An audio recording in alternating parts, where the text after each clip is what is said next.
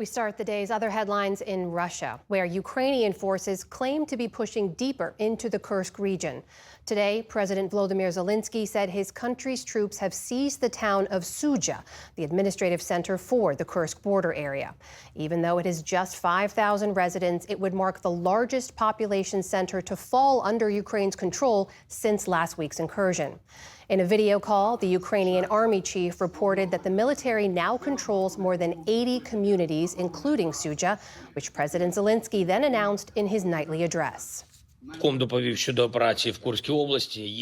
commander-in-chief reported on the operation in the Kursk region. We have a new advance. General Syrsky reported on the completion of the liberation of the town of Sudzha from the Russian military. A Ukrainian military commandant's office is being established there. Zelensky's claim could not be independently verified, and Russia has not responded. But defense officials said earlier in the day that Russian forces had blocked Ukraine's attempts to take several other communities. A court in Russia has sentenced Russian-American citizen Ksenia Kavana to 12 years in prison on treason charges. Rights groups say the case stems from a $52 donation Kavana made to a charity that supports Ukraine. She appeared in court in the city of Yekaterinburg today as the judge read her sentence. A U.S. State Department official called it an escalation of the Kremlin's domestic oppression. Donating to a nonprofit organization, donating to an NGO, supporting the Ukrainian cause and supporting the Ukrainian people as they defend themselves against Russian aggression, especially doing so on American soil, is not a crime. Kavana, who's also known by the last name Catalina, reportedly became an American citizen after marrying her husband and moving to Los Angeles. She was arrested back in February while visiting family in Russia.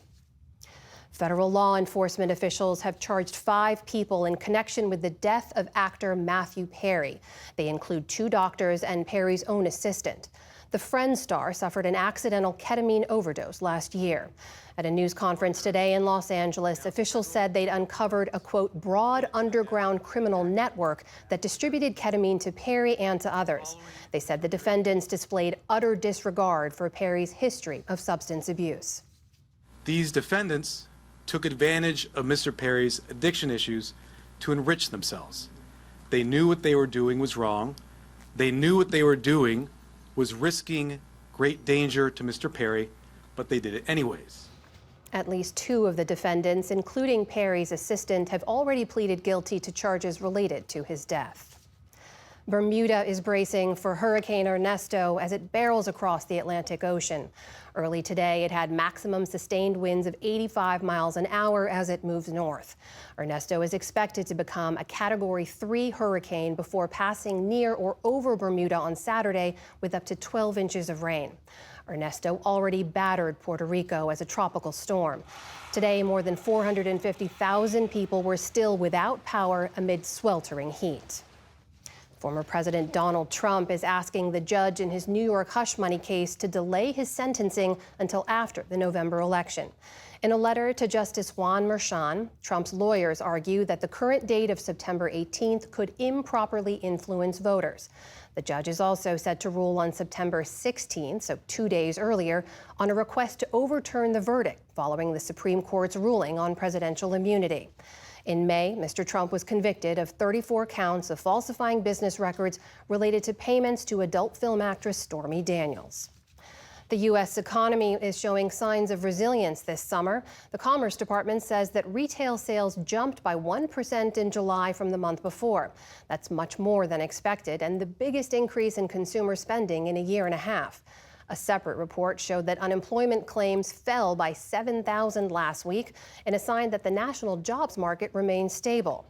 Those reports come a day after a reassuring reading on inflation fueled expectations that the Fed will cut interest rates when it meets next month. Today's economic readings were also welcome news on Wall Street. The Dow Jones Industrial Average jumped more than 550 points, ending well above the 40,000 point level.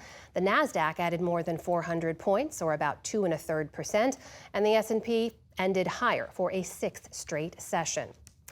And we have a passing of note. Gena Rowlands, hailed as one of the finest actors of all time, has died. Her career took off in the 1960s and 70s when she starred in a series of films directed by her husband, John Cassavetes. The pair often worked outside the Hollywood studio system and together helped bring independent American cinema to new heights and to new audiences. Oh, I hope you kids never grow up, never. Rowlands gave vulnerable portrayals of working-class women, earning Oscar nods for A Woman Under the Influence and the crime thriller Gloria. Decades later, she charmed a new generation of audiences as a woman suffering from dementia in The Notebook. Do you think our love could take us away together?